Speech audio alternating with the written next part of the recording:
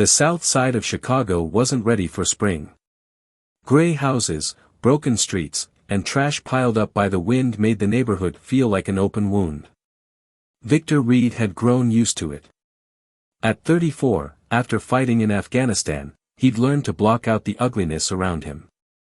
Their apartment on the third floor was cleaner than most, thanks to Natalie. She always said, "If the streets are dirty, at least our home should be clean." Victor sat on the couch, eyes fixed on the TV. When Natalie walked in, he didn't turn around. "You're late again," he said. She dropped her bag by the nightstand. The smell of cigarettes and someone else's cologne clung to her. "The bar was packed," she said, taking off her worn jacket.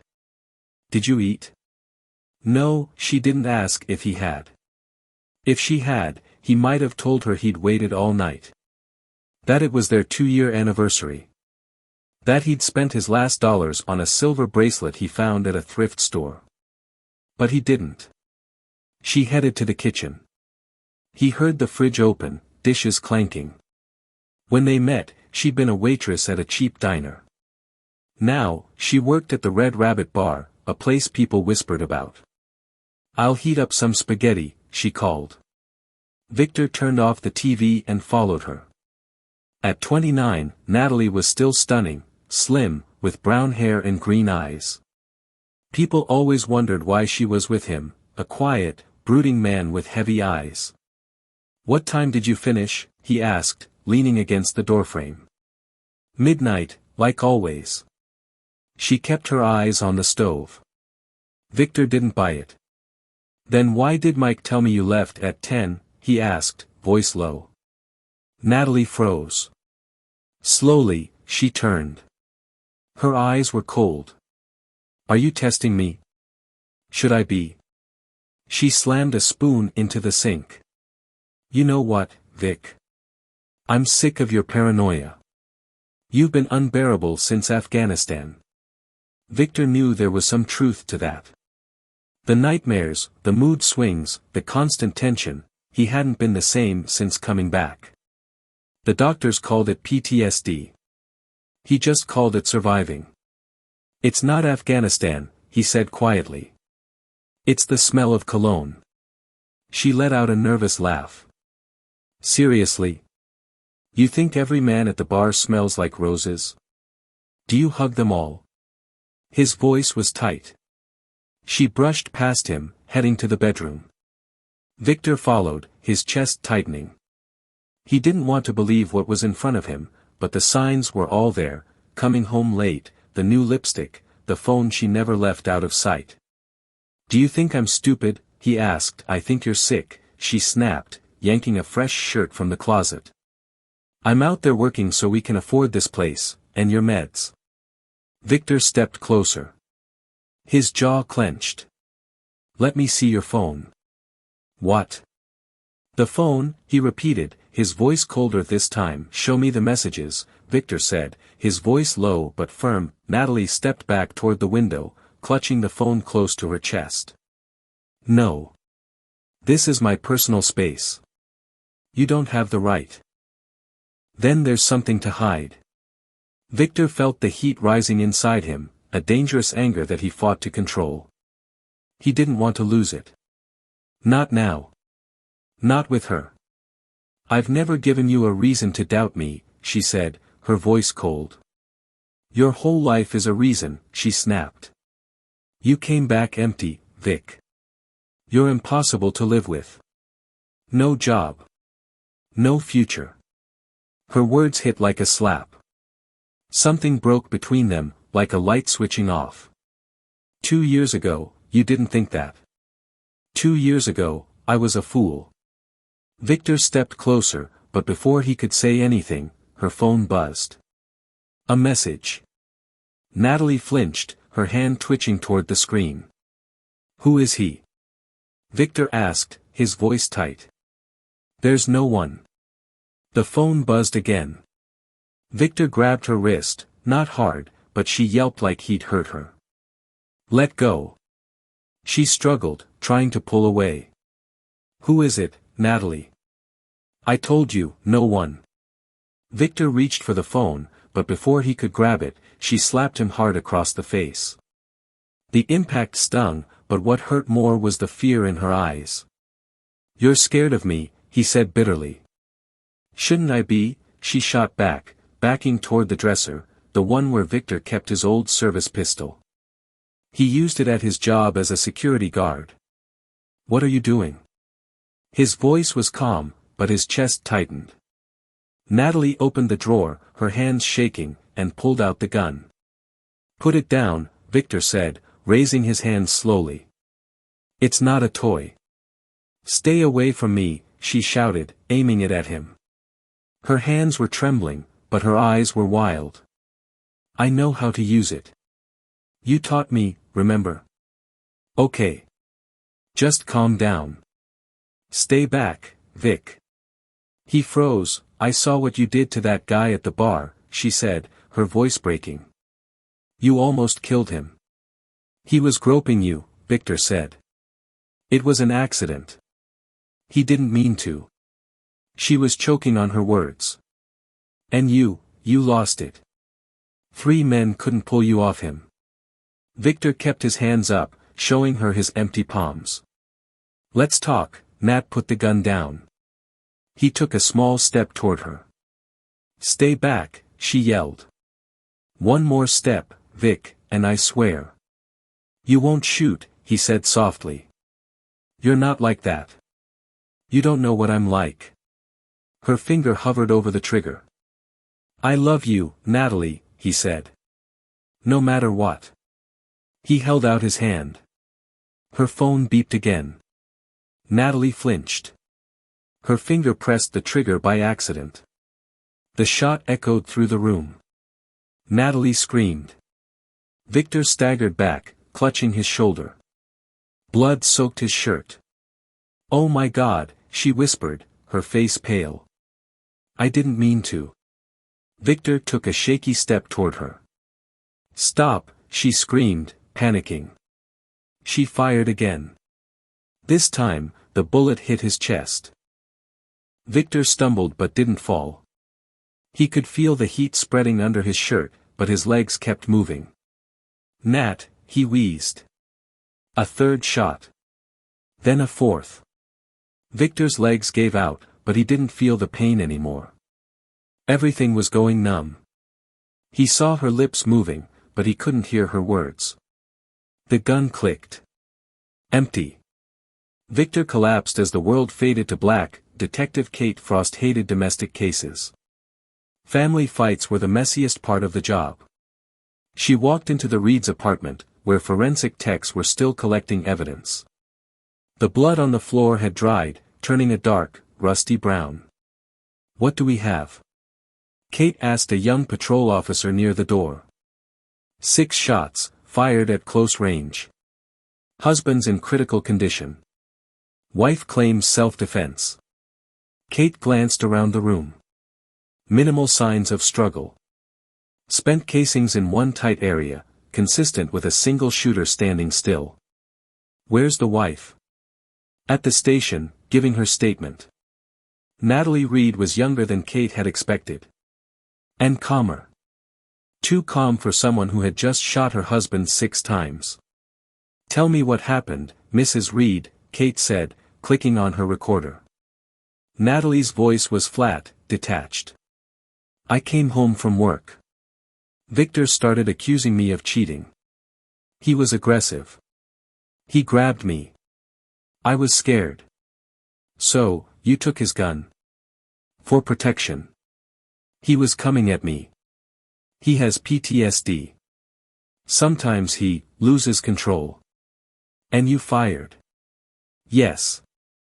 I told him to stop, but he didn't."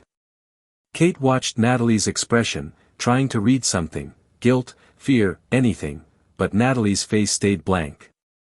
6 times, Mrs. Reed."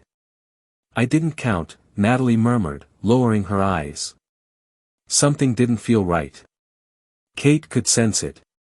Her instincts were rarely wrong. "Did your husband have any reason to think you were cheating?" Natalie pressed her lips together. "Does it matter?" "It might." No, detective. He had no reason. That night, Kate stayed late, going over the case file. The neighbors' statements. The medical report. Ballistics. Something was missing, a piece that didn't fit. Just as she was about to leave, the phone rang. Detective Frost. This is the hospital. The guy who was shot, he survived. Kate's eyes widened. She quickly jotted down the doctor's name and the room number. What's his condition? Stable, but he's in a coma. Let me know the second he wakes up. And don't tell anyone. She hung up, staring at a photo of the Reeds at a picnic. They looked happy, smiling at the camera. A perfect couple. Kate closed the folder. She'd get her answers when Victor Reed opened his eyes. If he ever did. The first thing Victor saw was a blurry white ceiling. He blinked, trying to focus. Beep. Beep. Beep. The quiet sound of hospital monitors. The sharp smell of antiseptic. He tried to take a deep breath, but pain stabbed his chest. His throat was dry, and when he tried to call out, all he could manage was a faint wheeze. How long had he been here? A nurse with short red hair rushed to his bedside. Her eyes widened when she saw him. Dr. Patel, she called toward the door. He's awake. The next few hours were a blur, doctors, exams, questions he could barely answer. 6 bullet wounds. 2 in the chest. 1 in the abdomen. 2 in the shoulder. 1 in the neck. It's a miracle you're alive, Dr. Patel said. You've had 2 surgeries. You were in a coma for 3 weeks. A nurse adjusted his 4.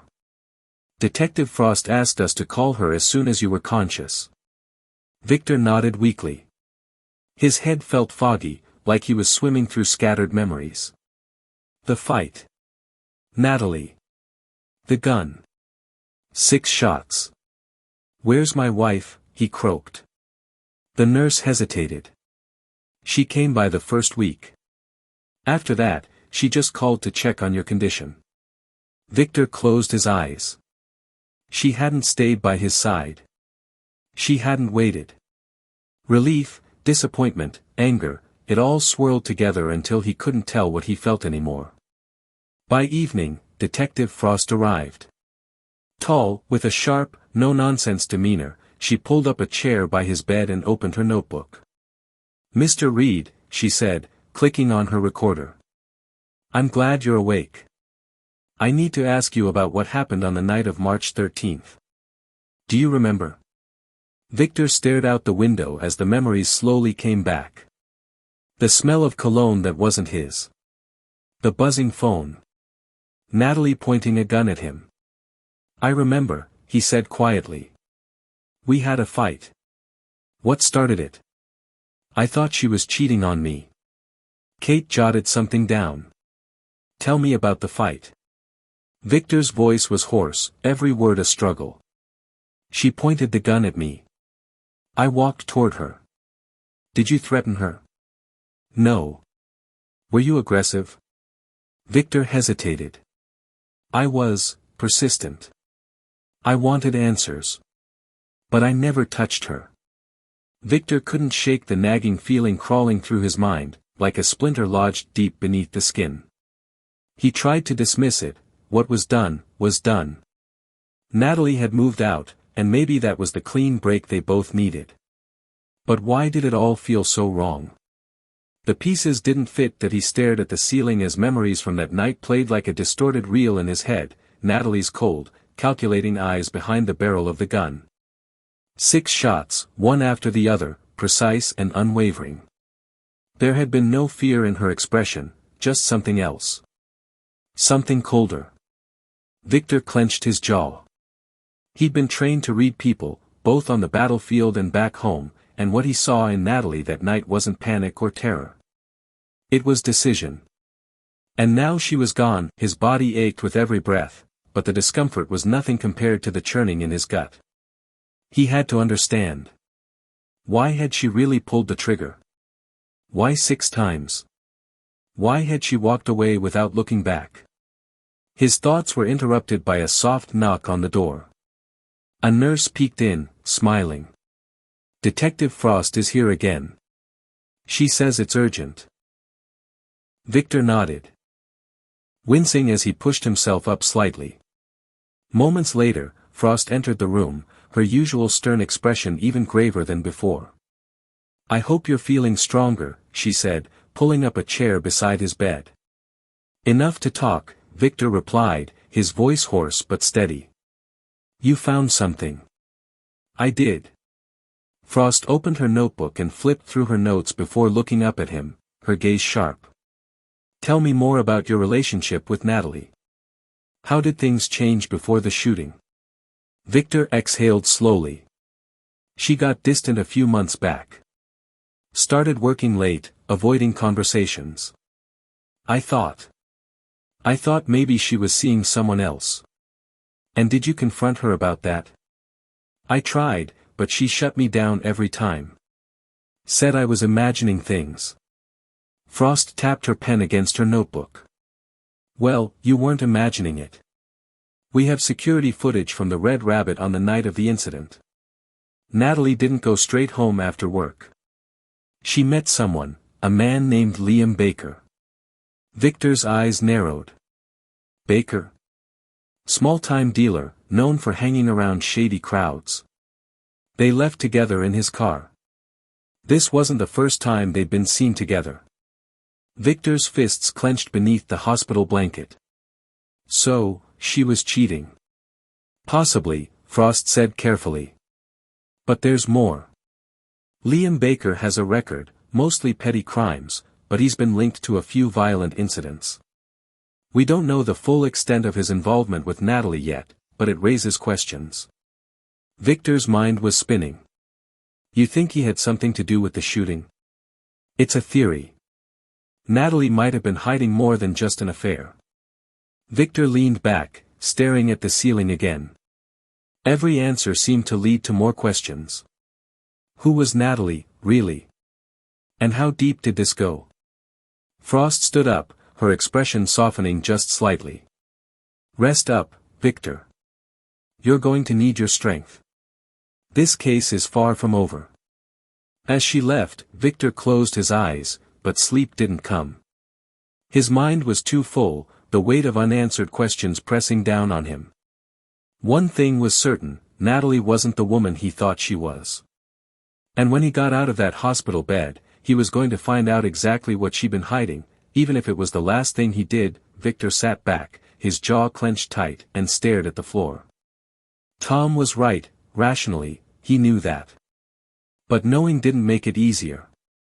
His pulse pounded in his ears, a low thrum of rage mixed with betrayal. "They'll walk," he muttered, almost to himself.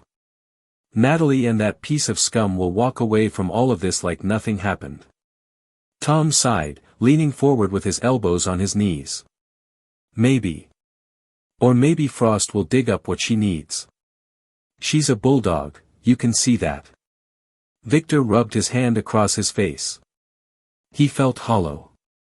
Everything he'd built, everything he'd believed in, had crumbled. Natalie hadn't just left him, she tried to end him. And for what? A payout? A lowlife like Liam. "I can't sit around doing nothing," he said, his voice low but sharp.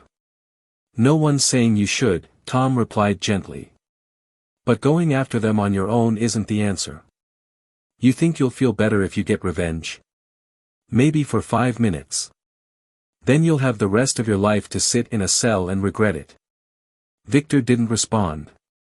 His fists flexed and unflexed as he stared out the window at the cracked asphalt below. "You want to do something?" Tom asked after a moment. "Fine. Focus on getting stronger.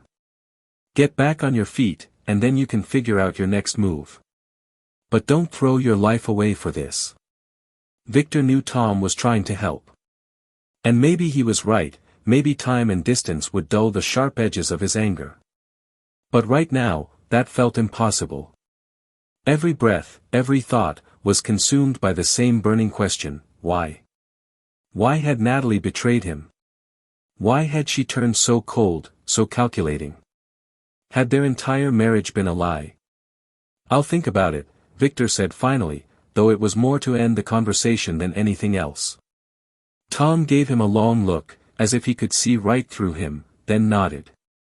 "You've got my number. Call if you need anything."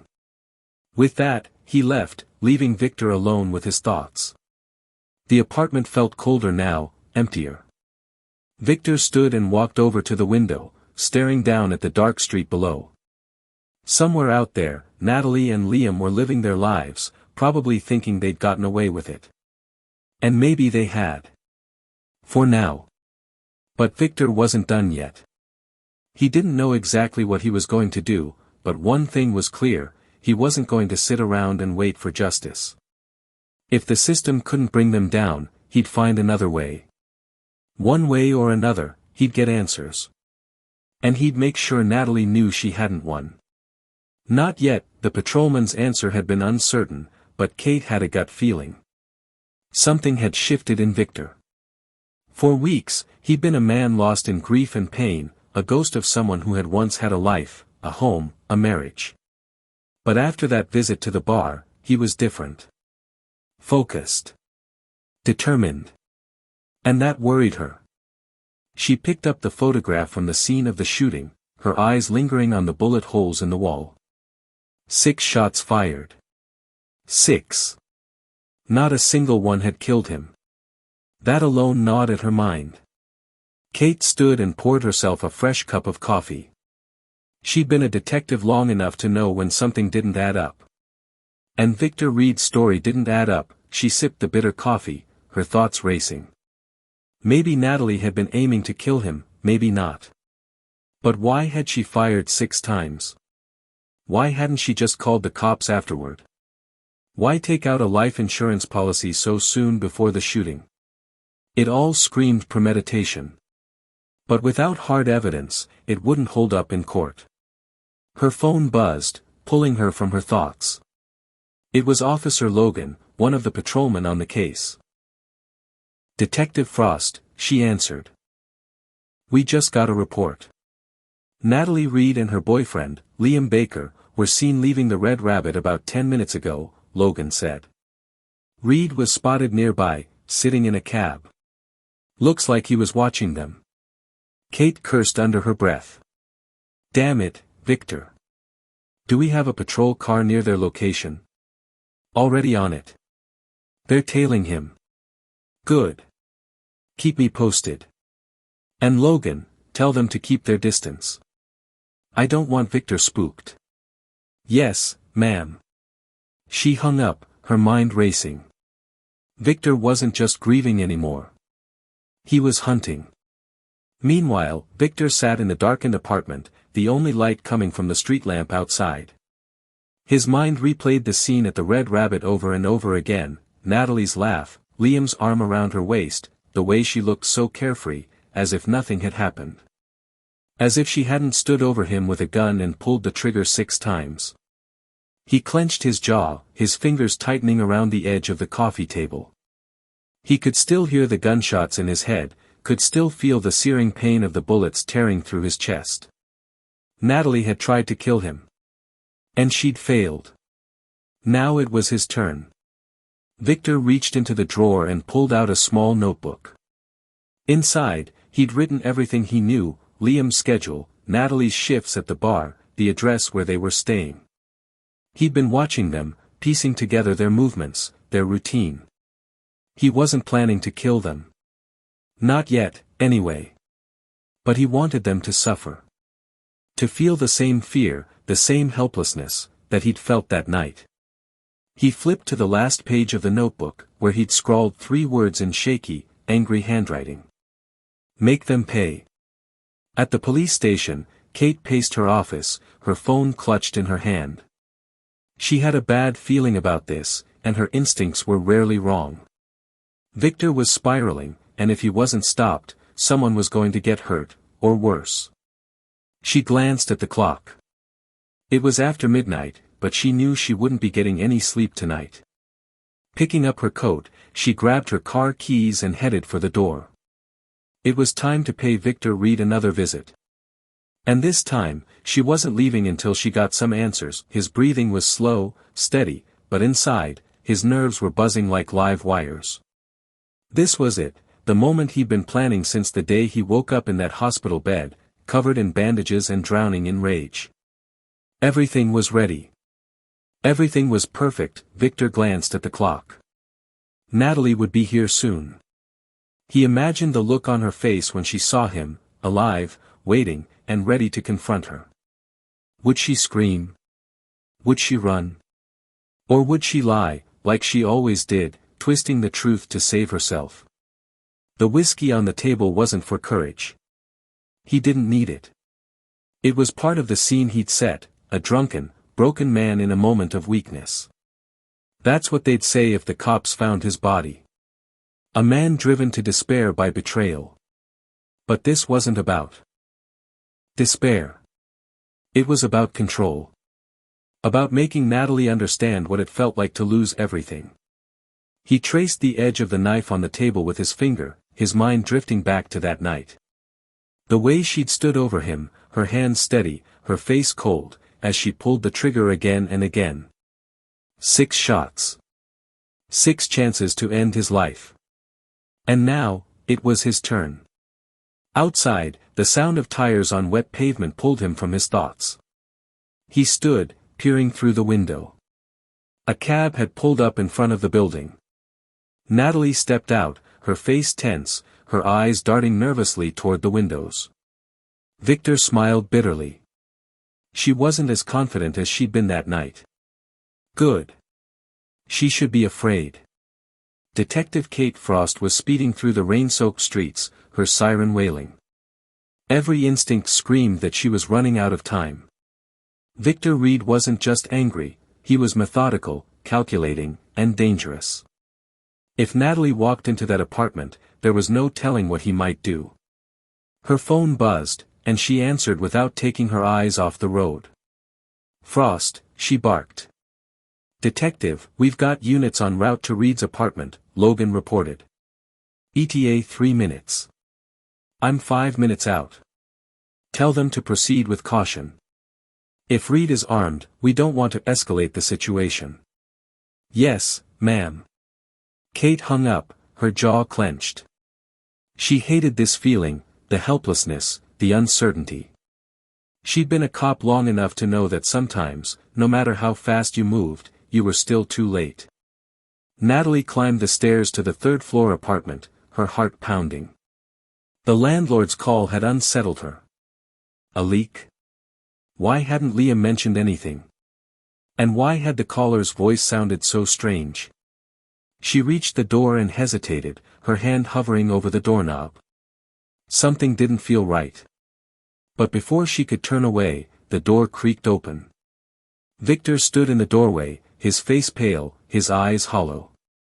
"Hello, Natalie," he said quietly. Her breath caught in her throat. She took a step back, but he reached out, grabbing her arm and pulling her inside. The door slammed shut behind them.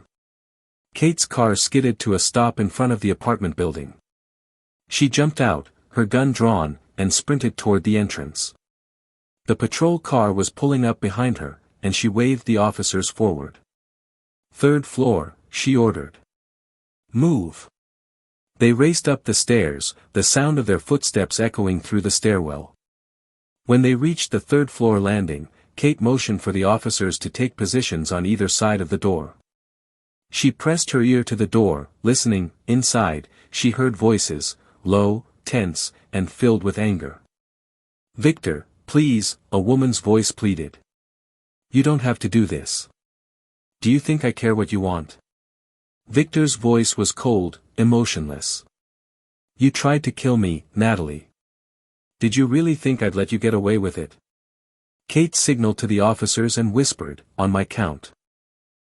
1, 2, 3. The door burst open, and Kate rushed inside, her gun raised. "Chicago PD. Drop the weapon." Victor stood in the middle of the room, his gun pointed at Natalie. For a moment, he didn't move, didn't even blink. Then, slowly, he lowered the gun and placed it on the table. "It's over, Victor," Kate said, her voice firm but calm. "Let her go." Victor let out a long, shaky breath. He looked at Natalie, and for the first time, she saw something other than anger in his eyes. She saw pain. "I loved you," he whispered. Natalie's eyes filled with tears, but she said nothing. Kate stepped forward, handcuffing Victor as the other officers took Natalie aside. As she led him out of the apartment, Kate felt a strange sense of relief.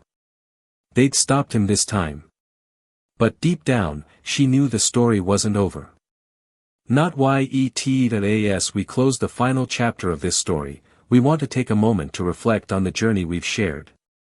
Through twists and turns, moments of suspense, and unexpected revelations, this tale has aimed to transport you to a world of mystery, emotion, and discovery.